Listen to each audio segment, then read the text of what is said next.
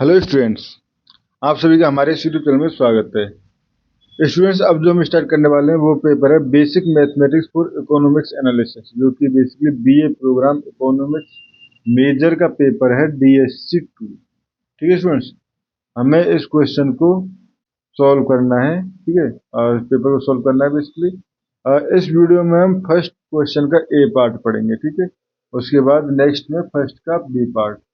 First का ए part जो है वो हमारे पास कहता है कि function all function are relations, is this statement true और फेल्स। ठीक है, ये क्वेश्चन पूछा गया है, तो इसको देखते हैं।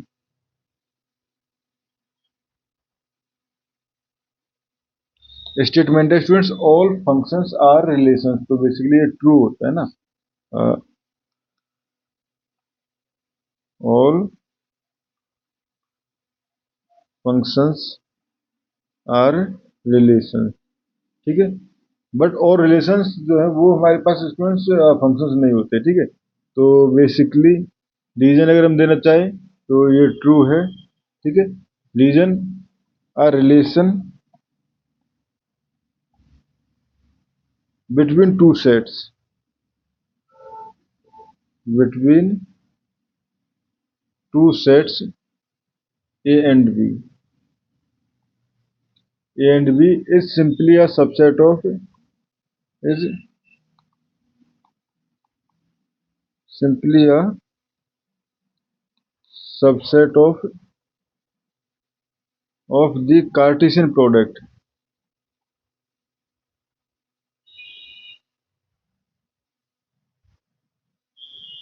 product A cross B.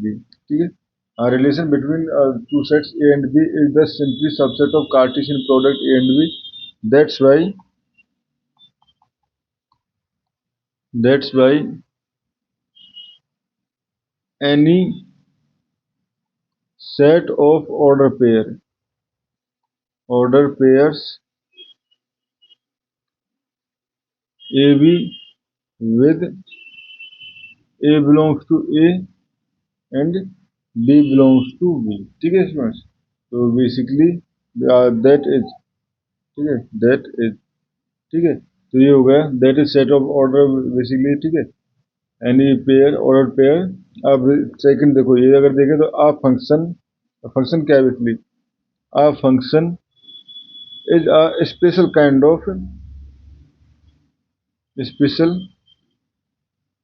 Of relation. ठीक है, relation with an extra condition, with an extra condition। ठीक है स्टूडेंट्स, तो बेसिकली एक्स्ट्रा कंडीशन बेसिकली क्या है हमारे पास, अगर इसको हम डिफाइन करना चाहें, for every a belongs to, for every a belongs to a. ठीक है, a belongs to a, there exist exactly one, exactly one b belongs to b, such that a b belongs to the relation, belongs to the relation. ठीक है student, तो हम कह सकते हैं every function is a relation. ठीक है, हर function जो है वो एक रिलेशन होता है, लेकिन हर रिलेशन एक फंक्शन नहीं होता है। ठीक है, हर रिलेशन एक फंक्शन नहीं होता है। ठीक है स्टूडेंट्स, इसके बाद आते हैं हम इसके सेकंड पार्ट पर। क्वेश्चन का जो सेकंड पार्ट है वो है बेसिकली रेंज निकालनी है। ठीक है, हमें सेकंड पार्ट जो है वो बेसिकली रेंज निकालने के लिए range and domain and range of the following function and draw the graph. ठीक है, तो यहाँ पे हम निकालें तो पहला फंक्शन है हमारे पास g x equal to 1/2 to the power x. ठीक है, तो बेसिकली जी एक्स जो है बेसिकली एक्सपोनेंशियल फंक्शन हो गया। यहाँ से अप्लाई कर g x is an exponential function with base 1/2। ठीक है, इसका बेस जो है बेसिकली 1/2 है। ठीक है, एंड एक्सपोनेंशियल फंक्शन जो है वो हर वैल्यू के लिए डिफाइन होता है। ठीक है, एक्सपोनेंशियल फंक्शन जो है हर वैल्यू के लिए डिफाइन होता है। तो exponential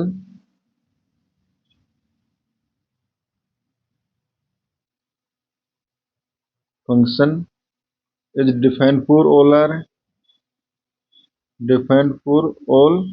are implies domain of gx equal to minus infinity to infinity. ठीक है स्टूडेंट्स, अब बात करते हैं हम रेंज की। ठीक है, रेंज यानी जहाँ पे एफ एक्स की वैल्यूज होंगी। ठीक है, तो अब देखें एफ एक्स की वैल्यू, एक्स की वैल्यू चाहे नेगेटिव हो या पॉजिटिव हो, कितनी भी पॉजिटिव हो कितनी भी नेगेटिव हो, ये वैल्यू जो है वो नेगेटिव तो नहीं जाने, सॉरी जी एक्स की वैल्यू जो है वो नेगेटिव तो नहीं जाने वाली।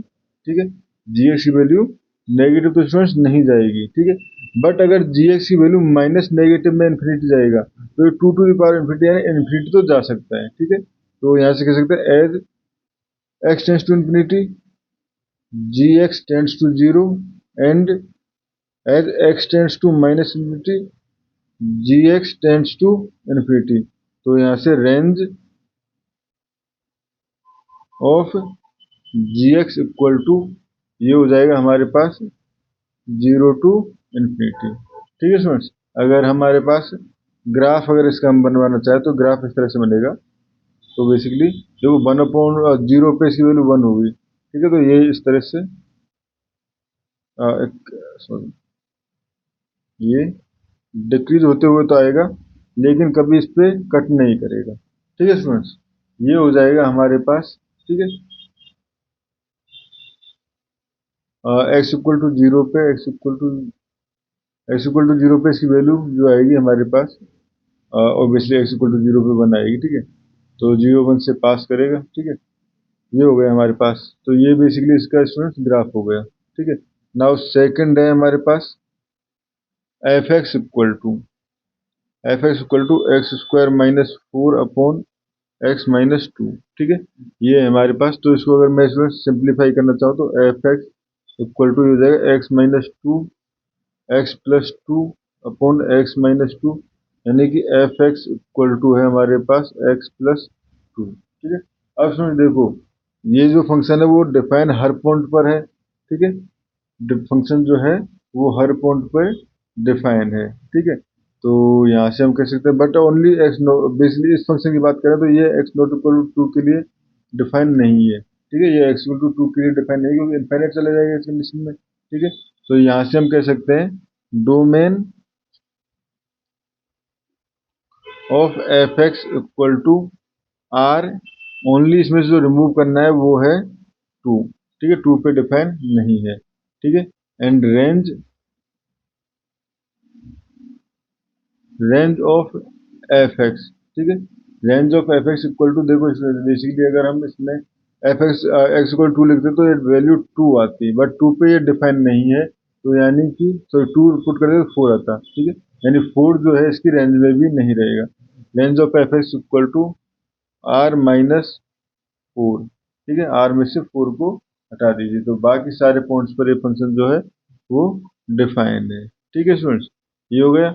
अगर हमारे पास इसके लिए ग्राफ पूछा जाता है, ठीक है, तो इसके लिए जो ग्राफ होगा वो हमारे पास एक्स प्लस टू वाला कर्व भी हमारे पास कोई फॉलो करेगा। ये x plus two basically x plus two zero पे टू एक्स टू जीरो पे टू। ठीक है, ये इस तरह से जाएगा फिर। ठीक है, इस तरह से ग्राफ को फॉलो करेगा। 2 पे हम इसको नहीं डिफाइन करेंगे, 2 की तरफ टेंड्स करता हुआ दिखाएंगे। ठीक है स्टूडेंट्स, तो स्टूडेंट्स इस क्वेश्चन में हमें इतना ही करना था। Thank you.